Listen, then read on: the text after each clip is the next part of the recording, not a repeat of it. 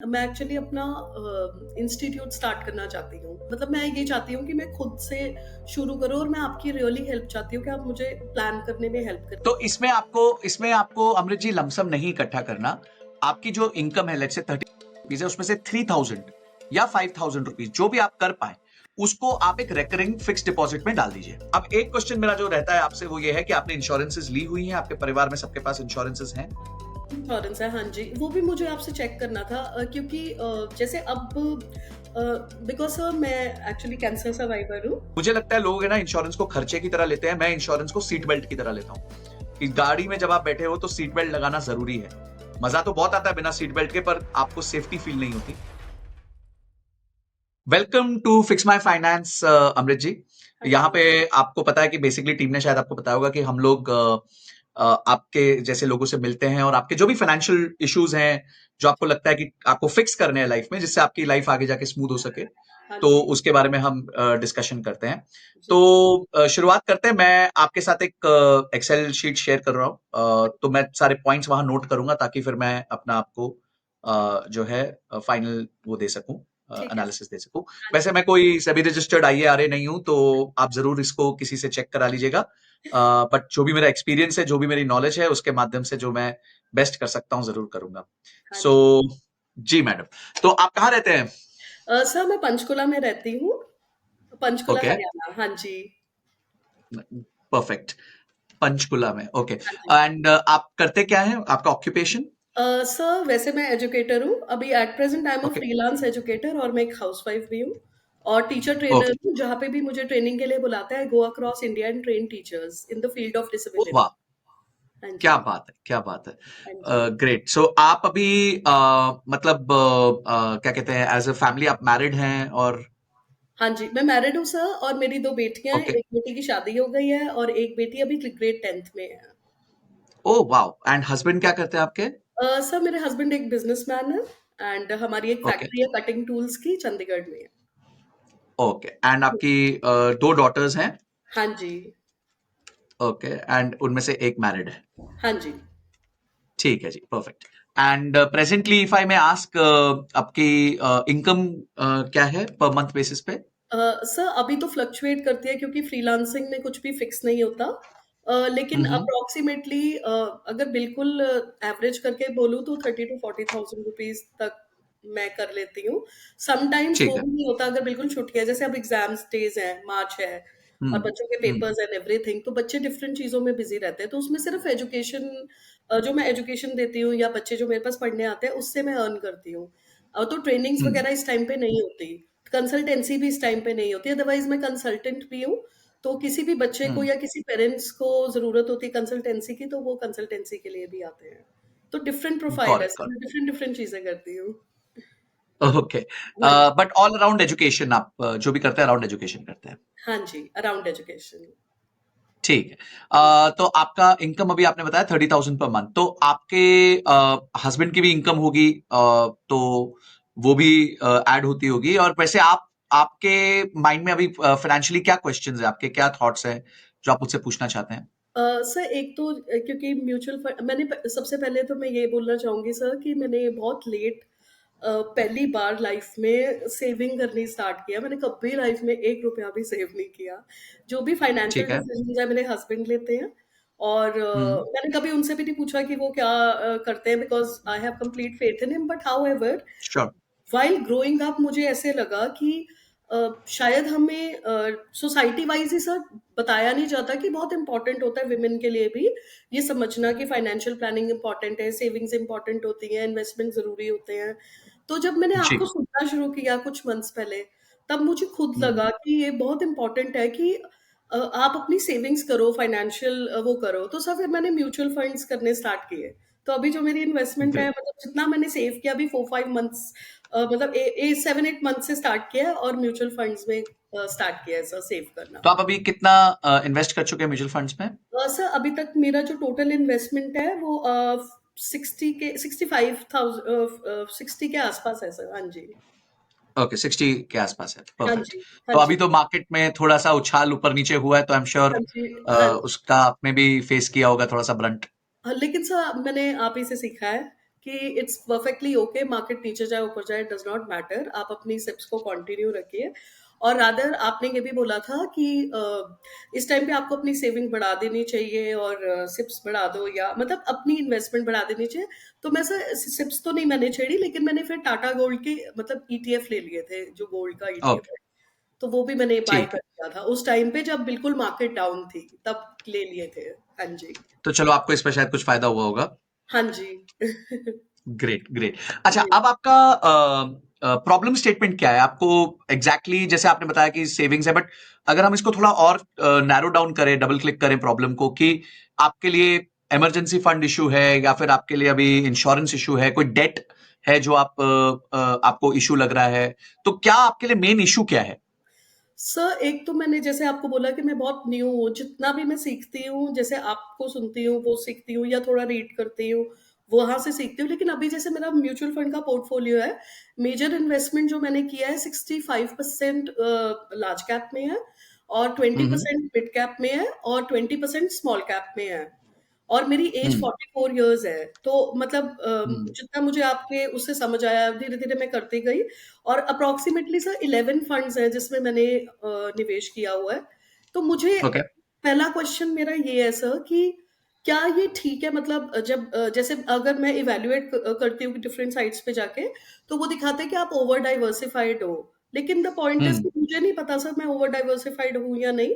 लेकिन मुझे जितना हम्म, समझ आया था वो ये था कि आपको हर जगह मतलब एक ही जगह पे अपनी फंड्स नहीं रखने होते, आप डिफरेंट डिफरेंट हम्म, लो। और अगर आप लॉन्ग टर्म के बारे में सोच रहे हो तो मिड कैप और स्मॉल कैप आप जैसे बोलते हैं, और अपनी हम्म, एज के अकॉर्डिंग भी आपको देखना होता है। तो मैंने उसी तरह से हम्म, सर कोशिश किया। और दूसरी चीज़ है सर, जैसे मैं एक्सपर्ट नहीं हूँ, तो आपने हमेशा समझाया कि इंडेक्स फंड्स में या निफ्टी में लगा दो। तो सर मेरे मेजर जो फंड्स है वो इंडेक्स फंड है निपॉन के, और जैसे इसका मोतीलाल ओसवाल का। तो सर क्या ये हम्म, ठीक है, मतलब am I doing right, that's what I want to check. Hmm. Okay, perfect. So मैं थोड़ा सा आपको स्ट्रक्चर के हिसाब से लेके चलता हूं। जी। तो हमारा स्ट्रक्चर है अमृत जी, जिसको हम कहते हैं BEII। ओके। ये चार पिलर होते हैं पर्सनल फाइनेंस के। अच्छा जी। और इसमें सबसे पहला पिलर है बजटिंग। तो मेरा पहला प्रश्न होगा आपसे, क्या आप बजटिंग करते हैं? क्या आपको यह पता है कि आपका 30,000 की अगर कमाई है ऑन एन एवरेज मंथली, तो हाँ जी। आप उसमें से कितना खर्च कर रहे हैं इस टाइम पे?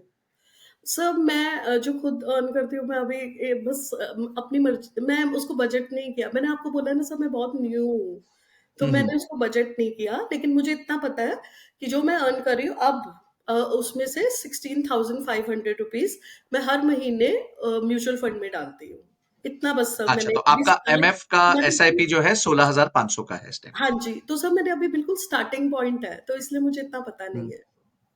ठीक है, तो मैं आपसे रिक्वेस्ट करूंगा कि आप बजटिंग जरूर करें। अच्छा जी। बजटिंग करेंगे तो आपको क्लैरिटी आ जाएगी कि आपके पास कितना पैसा आता है, कहां कहां जा रहा है, और कहां बच रहा है, आपके खर्चे क्या हैं जो आप करते हैं। फॉर एग्जाम्पल, हो सकता है कुछ खर्चे आपके हस्बैंड करते होंगे, कुछ खर्चे आप करते होंगे आपकी इनकम में से। तो ये इक्वेशन आपको एग्जैक्टली पता होनी चाहिए कि आपका कहां कितना खर्चा हो रहा है। तो ठीक ये है। स्टेप वन होता है हमारा, कभी भी जब भी हम अपनी पर्सनल फाइनेंस की जर्नी चालू करते हैं। इसको ऐसे समझिए कि जब आप समझिए पंचकुला से आपको समझिए पानीपत जाना है।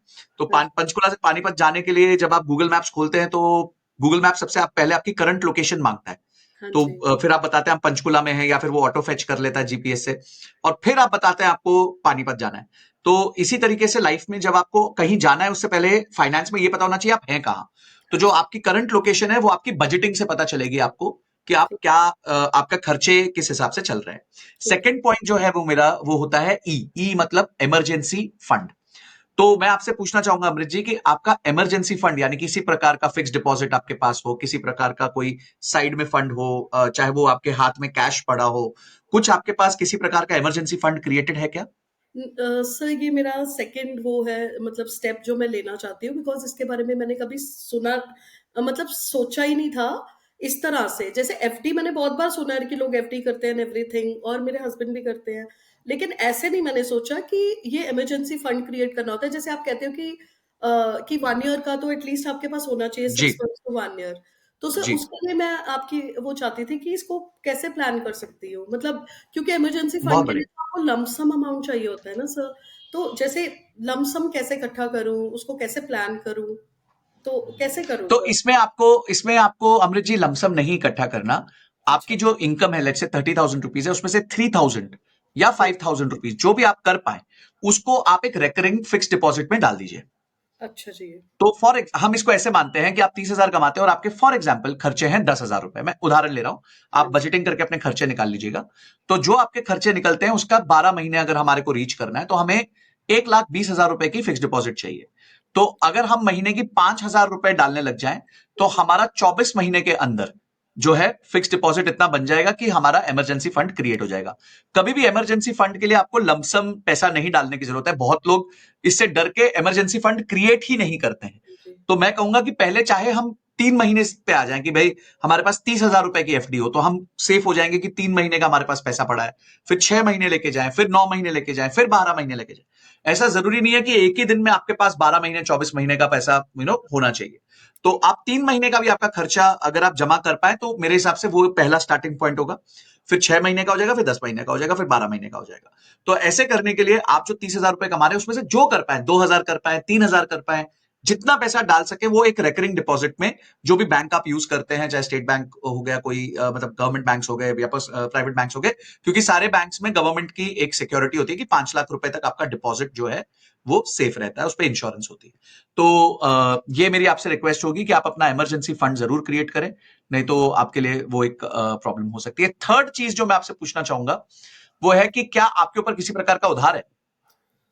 सर वैसे तो होम लोन चल रहा है। घर लिया ओके। था, होम लोन है बट उसकी हम्म। किश्त आती है और वो मेरे हस्बैंड मैं उनको कल आपकी वीडियो दिखा रही थी। तो आपने बोला था ना कि अगर आप उसको स्टेप अप करते हो, इतने पे करते हो तो इतनी जल्दी हो जाता है एंड एवरीथिंग। जी तो जी वो जी। मुझे कह रहे थे कि मैं ऑलरेडी वो कर रहा हूँ कि मतलब जैसे फॉर एग्जांपल पहले 20 जाती थी, फिर हर साल मैं उसको 5000 बढ़ा देता हूँ। तो अब हम बहुत बढ़िया। उसको इस तरह से देते हैं कि हम एक गुड अमाउंट मतलब 50 प्लस एक अमाउंट पे पहुँच गए हैं कि वो जल्दी फिनिश हो जाए। तो every year he steps it up by 5000 rupees. तो दैट इज़ एक्चुअली सर मैं आपको बता रही हूँ ना sir, finance is something that he takes care of. तो ये जैसे जी जी। घर का सिर्फ़ एक घर का डेट है जो चल रहा है। लेकिन सर मुझे डेट का इतना वो नहीं है, लेकिन मैं एक्चुअली अपना इंस्टीट्यूट स्टार्ट करना चाहती हूँ। और मैं ओके। चाहती मतलब हमेशा ही मैं मतलब मैं ये चाहती हूँ कि मैं खुद से शुरू करूँ, और मैं आपकी रियली हेल्प चाहती हूँ कि आप मुझे प्लान करने में हेल्प करें कि मैं कैसे उसको उसके लिए पैसे इकट्ठे करती जाऊँ साइड बाय साइड और उसको स्टार्ट हम्म कर बिकॉज़ हर हम्म। चीज़ में ही मनी लगती है, चाहे वो इंफ्रास्ट्रक्चर है, चाहे आपको मतलब एडवर्टाइज़मेंट करना है, रीच आउट करना है हम्म लोगों को, हर चीज़ के लिए। हम्म तो इसीलिए मैं हम्म उसके लिए कैसे कि मैं उसके लिए एक अमाउंट भी बिल्ड करती जाऊँ, और हम्म। और स्टार्टिंग पॉइंट पॉइंट के लिए भी मैं कुछ मनी इकट्ठी कर लूँ। So how can I do that sir? It's not हाँ दैट तो माय आप। Family won't help me, but I want to do it on my own. So that is what I am जी thinking. हाँ जी। जी। देखिए, इसमें मैं आपको एक ही चीज कहूंगा कि पहले आप ये असर्टन कर लीजिए कि अमाउंट कितना चाहिए आपको। अच्छा जी। क्या वो अमाउंट 50,000 है, 1 लाख है, 1.5 लाख है, 2 लाख है? आप एग्जैक्टली एक बजट बनाइए कि आपको क्या पैसा चाहिए और क्यों चाहिए। तो फॉर एग्जाम्पल आपको इंस्टीट्यूट के लिए कोई जगह चाहिए हो सकती है, या कोई 2 टीचर्स चाहिए हो सकते हैं, कंटेंट क्रिएटर चाहिए हो सकता है, बुक के लिए कोई चाहिए हो सकता है, जो भी आपके माइंड में पॉइंट्स आते हैं। हाँ जी। मार्केटिंग के लिए कुछ बजट हो सकता है, 30, 40, 50,000 रुपए, तो जो भी है पहले एक बजट बना लीजिए। ठीक है। अब बजट बना के देखिए, आप जो है अब लाइफ में ना जब आप इन्वेस्टमेंट करते हैं, आप दो तरीके की इन्वेस्टमेंट कर सकते हैं।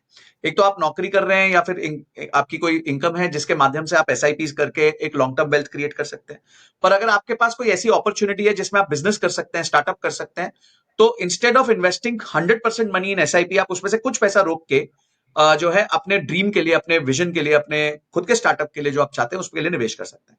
ये नहीं हो पाएगा 30,000 की इनकम में कि आप एसआईपी भी चालू रखें, आप इमरजेंसी फंड भी क्रिएट कर लें, और उसके साथ साथ फिर आप ये जो है एक नया जो आप सेटअप या स्टार्टअप चालू करना चाहते हैं वो हो जाए। तो ये थोड़ा मुश्किल होगा, आपको कहीं ना कहीं कुछ कम करना पड़ेगा और कुछ बढ़ाने के लिए। तो पहली चीज मैं कहूंगा कि आप अपना पहले बजट बनाइए कि आपको उस चीज के लिए पैसे कितने लगेंगे, एग्जैक्टली कितने लगेंगे और कब कब लगेंगे। देखिए, अगर आपने कहा कि मुझे 2 लाख रुपए लगेंगे, ऐसा तो है नहीं पहले दिन लगेंगे। हो सकता है पहले दिन 20, 25, 30,000 रुपए लगे, फिर आगे जाके 50,000 रुपए लगे, फिर आगे जाके 50,000 रुपए लगे। तो एक थोड़ा सा बैठ के मंथन करके अगले 6 महीने का प्लान बना लीजिए, और ठीक उस हिसाब से अपने पैसों को सेव करना चालू करिए, ताकि उस दिन पे वो पैसा अवेलेबल हो जाए आपको। ठीक है सर। तो ठीक है सर जी। और अगर उसके लिए आपको अपनी एसआईपीस को कम करना पड़े, क्योंकि वो आप एक बिजनेस कर रहे हैं, हो सकता है उस बिजनेस में आपको बहुत अच्छे गेन्स हो आगे जाके, तो आप अपने एसआईपीस को कम भी कर सकते हैं और वो पैसे से बिजनेस भी कर सकते हैं, अगर आप अपने बिजनेस पे कंप्लीटली कॉन्फिडेंट हैं तो। ओके, हाँ जी, सर कॉन्फिडेंट तो मैं हूँ। जय हो। तो हाँ बिल्कुल जी, करिए, अच्छे से करिए। और बस ये है कि इमरजेंसी फंड जरूर क्रिएट करिए। हाँ जी, और उसके साथ साथ आपकी दो इन्वेस्टमेंट हो गई, एक इन्वेस्टमेंट आपकी हो गई एसआईपीज में, और एक इन्वेस्टमेंट होगी आपके खुद के बिजनेस में। आपका हाँ खुद जी, का बिजनेस आपको बहुत अच्छा पैसा बना के दे सकता है, रिस्की ज्यादा होता है पर पैसा भी ज्यादा बना के दे सकता है। हाँ और जी। एसआईपीज जो आपको पता है लॉन्ग टर्म वेल्थ क्रिएशन के लिए एक अच्छा टूल है, जिससे आप लॉन्ग टर्म वेल्थ क्रिएट कर सकते हैं। अब एक क्वेश्चन मेरा जो रहता है आपसे वो ये है कि आपने इंश्योरेंसेस ली हुई हैं, आपके परिवार में सबके पास इंश्योरेंसेस हैं? हाँ, सर हमने हेल्थ इंश्योरेंस लिया है, वो भी अगेन मेरे हस्बैंड ने ली हुई है, और वो फैमिली कवर है, और 5 लाख की क्या इंश्योरेंस अमाउंट है। है? 5 लाख है सर। 5 ओके। लाख की इंश्योरेंस है, हाँ जी। वो भी मुझे आपसे चेक करना था, क्योंकि जैसे अब बिकॉज़ सर मैं एक्चुअली कैंसर सर्वाइवर हूँ, और ओ। हाँ जी, और मेरे हस्बैंड कह रहे थे कि बता रहे थे कि अब आपका जो वो है, व्हाट डू वी कॉल, मतलब हमारी नई पॉलिसी हो सकती है, आपका मीन्स प्रीमियम ज़्यादा है, समथिंग लाइक दैट कुछ बता रहे थे। तो जी। मेरे, लेकिन सर जैसे अब मैं जिस उस पे हूँ, means I am perfectly okay and I am doing well in my life, and God has been very grateful, but I feel कि क्या ऐसा कोई हेल्थ इंश्योरेंसेस के बारे में मुझे कैसे, हमें कैसे पता चलेगा कि क्रिटिकल इलनेस से रिलेटेड हम्म। कोई अच्छी हेल्थ इंश्योरेंस हो, क्योंकि सर ऐसे फोन करो तो बैंक के सारे लोग ही आ जाएंगे, लेकिन अच्छी कौन सी होती है वो समझ में नहीं आती। तो कैसे पता हम्म। चलेगा? How do we get to know this? What are the parameters that one should see? कौन से पैरामीटर्स देखने चाहिए? ग्रेट। सो इंश्योरेंस डेफिनेटली एक डिफिकल्ट प्रोडक्ट हो जाता है जानना, बिकॉज वो उसमें काफी ifs and buts and terms and conditions होती हैं। तो हाँ इसके लिए जी, मैं आपको रेकमेंड करूंगा policybazaar.com पे जरूर जाइए। अच्छा, इट्स अ ट्रस्टेड वेबसाइट, और इसमें करीबन 51 तरह की कंपनीज के इंश्योरेंस कंपनीज हैं जो ओके, आपको हेल्प, जिसमें आप कंपेयर कर सकते हैं, ओके, और एकदम बहुत सिंपल तरीके से कंपेयर कर सकते हैं कि क्या क्या आपको मिल रहा है कौन सी इंश्योरेंस कंपनी से। और हाँ जी, अगर आपको चाहिए तो आप उनके काउंसलर से बात भी कर सकते हैं, और वो आपको हेल्प भी कर देंगे एग्जैक्टली जैसे आपके केस में, आप एक कैंसर सर्वाइवर हैं, तो आपके केस में क्या राइट इंश्योरेंस होगी, कहाँ क्या चीज का आपको ध्यान रखना चाहिए, प्री एग्जिस्टिंग डिजीजेस का ध्यान रखना चाहिए, वेटिंग पीरियड का ध्यान रखना चाहिए, क्रिटिकल इलनेस कवर्स का ध्यान रखना चाहिए, वो पूरा आपको बता देंगे। और उसके हिसाब से आप एक पॉलिसी जो है चूज कर सकते हैं। तो पॉलिसी बाजार एक टोटल ट्रस्टेड प्लेटफॉर्म है जिससे आप ये काम कर सकते हैं। ठीक, अगर आप चाहते हैं तो लिंक हम आपको भेज देते हैं, लिंक डिस्क्रिप्शन में भी है, आप जरूर चेक कर सकते हैं। मेरे को लगता है वो एक अच्छा प्लेटफॉर्म है जिसके माध्यम से आप ये कर सकते हैं। नहीं तो किसी भी आप पर्टिकुलर कंपनी से करते हैं तो एक कॉन्फ्लिक्ट ऑफ इंटरेस्ट की सिचुएशन होती है, जहां वो अपना ही प्रोडक्ट सेल करने की कोशिश करेंगे। बट यहाँ पे क्योंकि ऑलरेडी 51 इंश्योरेंसेस कंपनीज के इंश्योरेंसेस हैं, तो वो ऑब्वियसली राइट चीज आपको पिच करेंगे, जिससे ऑब्वियसली आपका ज्यादा फायदा हो। ओके, ठीक है सर, ठीक है, तो वैसे जब भी आप देखने जाएं तो स्टडी जरूर करें ऑनलाइन कि क्या क्या और चीजें आपको पता होनी चाहिए, कुछ आर्टिकल्स पढ़ लें। और मेजरली आपके केस में जो मुझे लगता है वो है pre existing disease, waiting period, और क्रिटिकल इलनेस। ये तीन चीजों का आपको बहुत जबरदस्त ध्यान देना पड़ेगा। चाहे आपका प्रीमियम ज्यादा हो जाए उससे कोई फर्क नहीं पड़ता, but you should be well covered on all these elements. और मुझे लगता है कि 5 लाख की इंश्योरेंस एक फैमिली फ्लोटर के लिए बहुत ही कम है। अच्छा, वो इंश्योरेंस को आप एनहांस भी कर सकते हैं, 15 लाख तक की कर सकते हैं, जिससे आप एक सेफ्टी महसूस करें, क्योंकि हर साल उस पर नो क्लेम बोनस ऐड होगा, आगे जाके वो इंश्योरेंस की वैल्यू बढ़ भी सकती है। ठीक है सर। सर आपने एक पॉइंट बताया था प्री एग्जिस्टिंग डिजीज, एक आपने बताया वेटिंग पीरियड, थर्ड क्या था? Critical illness. Critical illness, okay, ठीक है सर, ठीक है, ये मैंने लिख लिया है सर, ठीक है, मैं इसे डेफिनेटली देखूंगी। डन। हाँ, इसके अलावा आखिरी जो मेरा सवाल होगा आपसे वो है कि लाइफ इंश्योरेंस आपके पास है कि नहीं है? सर नहीं। तो मुझे लगता है आपके पास एक लाइफ इंश्योरेंस भी होनी चाहिए एडिक्वेट कवर के साथ। वो कवर इतना होना चाहिए कि कुछ परिवार में किसी को हो जाए, आपको या आपके हस्बैंड को, तो आपके बच्चों की जो लाइबिलिटीज हैं, जो होम लोन्स हैं, जो आगे की आपके दूसरी डॉटर जिनकी मैरिज नहीं हुई है, उनकी गोल्स के लिए, उनकी मैरिज के लिए जो पैसा बचना चाहिए, उतना एक लाइफ इंश्योरेंस का कवर आपको आपके पास रखना चाहिए। चाहे वो नंबर 1 करोड़ का है, 1.5 करोड़ का है, 2 करोड़ का है, जो भी वो नंबर आपको लगता है वो आप जरूर रखिए। मुझे लगता है लोग है ना इंश्योरेंस को खर्चे की तरह लेते हैं, मैं इंश्योरेंस को सीट बेल्ट की तरह लेता हूं, कि गाड़ी में जब आप बैठे हो तो सीट बेल्ट लगाना जरूरी है। हम्म, मजा तो बहुत आता है बिना सीट बेल्ट के, पर आपको सेफ्टी फील नहीं होती। तो हाँ, इसी तरीके से आपको सेफ्टी फील करवाने के लिए आपके पास राइट अमाउंट ऑफ इंश्योरेंस होना बहुत ज्यादा जरूरी है। सर आपने कौन सी लाइफ इंश्योरेंस ली हुई है? मैं ओपनली रिकमेंड नहीं कर पाऊंगा। अच्छा सर, बट और आप मुझे एक 2 अच्छी 4 कंपनी से। नाम बता सकते हैं? सॉरी। 2-4 ऐसे रिकमेंड कर सकते हैं जो अच्छी हैं? बहुत अच्छी अच्छी कंपनीज है हमारे, स्टेट ओन्ड कंपनीज भी हैं, जैसे एलआईसी है, या फिर प्राइवेट कंपनीज है, एचडीएफसी, आईसीआईसीआई, टाटा, बहुत सारी कंपनीज है इंडिया में। और वही मैं कहता हूं कि आप ये काम आसान करके आप पॉलिसी बाजार चले जाइए, तो वो आपको हेल्प कर देंगे। मैंने भी ऐसे ही सिलेक्ट किया था, आप भी वैसे ही सिलेक्ट कर सकते ठीक है सर, ठीक है। हाँ जी, ठीक है सर। सर एक और क्वेश्चन आपसे पूछना था, जिसके बारे में आप हैं। जी। बहुत कम बात करते हैं, लेकिन मेरा जब से मैंने अपनी जैसे ये धीरे-धीरे करके अपनी फाइनेंशियल लिटरेसी इम्प्रूव करने की कोशिश कर रही हूँ और सेविंग्स की कोशिश कर रही हूँ, तो मैं आपसे क्रिप्टो के बारे में भी जानना चाहती थी बिकॉज़ मैं आप बहुत कम बात करते हैं उसके बारे में। लेकिन इज़ इट गुड और it is not a good thing to do?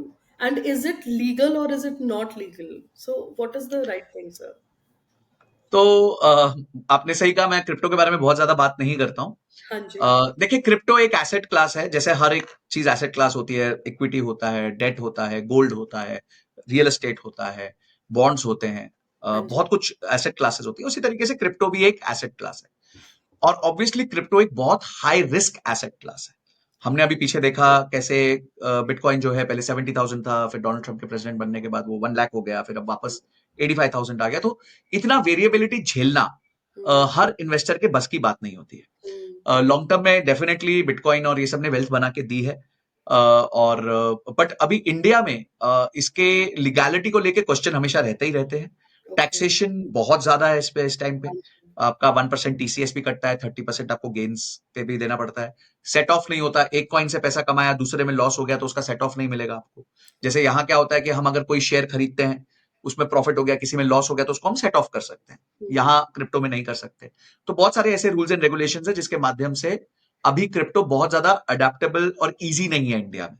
Okay, तो लीगैलिटी के एंगल से बहुत सारे एक्सचेंजेस है जो एफआईयू रजिस्टर्ड है, जिनको आप यूज कर सकते हैं। बट ये एक ऐसा एसेट क्लास है जो हर व्यक्ति के लिए नहीं बना है।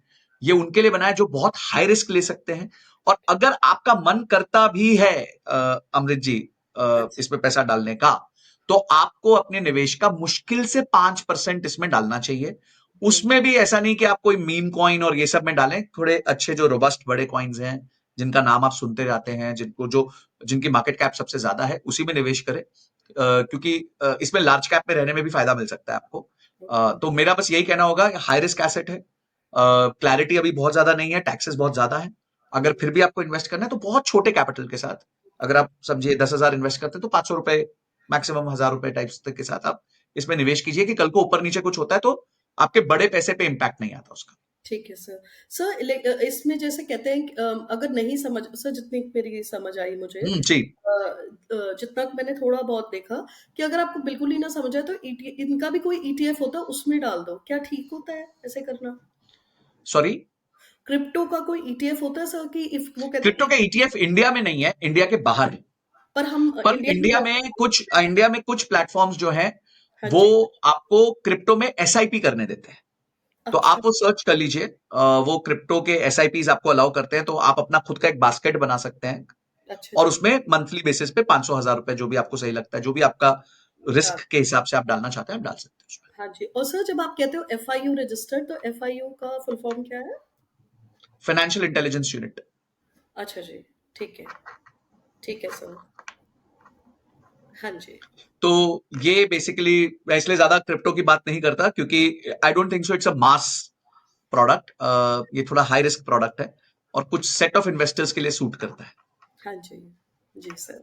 सर एक अभी आपने मुझे बहुत सारी चीज़ें बताई हैं, मैं भी आपको 2-3 चीज़ें बोलना चाहती हूँ। सर व्हाट जी। You are doing is really very good. Honestly I am telling you, it's not that because I am on this platform या मैं आपके साथ बात कर रही हूँ इसीलिए बोल रही हूँ। मैं रियली दिल से फ़ील करती हूँ कि जो आप कर रहे हो, it is touching the masses. ऐसे ही नहीं लोग आपको सुनते। But I really want sir कि आप बच्चों के लिए जैसे जो बच्चे हैं, जैसे जो 9, 10th, 11th, 12th ग्रेड के बच्चे हैं, अगर आप उनके लिए कोई प्रोग्राम कर सकते हैं, जैसे कोई 7 to 10 डेज का कोई प्रोग्राम, बिकॉज़ आप मुझे जितना मैंने आपकी पॉडकास्ट सुनी है और आपकी चीज़ें सुनते हैं, आप नोएडा में हैं और वो हब है, वहाँ पे सब आ सकते हैं।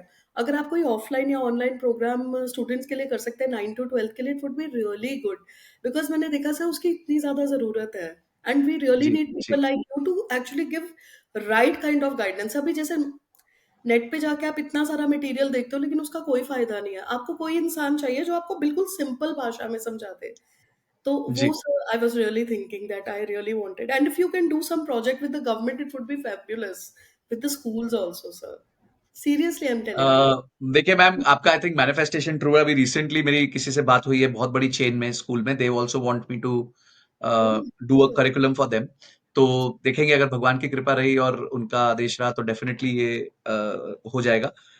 अभी क्या है कि हमने स्टार्ट ही किया है, 1 साल ही हुआ है। अच्छा जी। ज्यादा टाइम नहीं हुआ है मुझे कंटेंट करते हुए। तो हाँ जी। Lord has been kind, people have been loving, सबने बहुत प्रेम दिया है, तो बहुत सारा बैकलॉग ऑलरेडी मेरे पास है। बट यस, मैं क्योंकि मेरा खुद का 11 साल का बेटा है और मैं हाँ उसके जी। साथ काफी फाइनेंशियल बातें करता रहता हूँ, तो हाँ मुझे जी। खुद को भी पता चलता है कि एक नीड है बहुत जबरदस्त, जहां पे अगर बच्चे राइट टाइम पे हाँ जी। बेसिक फाइनेंशियल मैनेजमेंट सीख जाए, बेसिक भी सीख जाए, थोड़ा बजटिंग सीख जाए, थोड़ा आरओआई ड्रिवन अप्रोच सीख जाए, तो आई थिंक उतने में भी काफी चेंजेस हमारे सोसाइटी में आ सकते हैं मनी को लेके।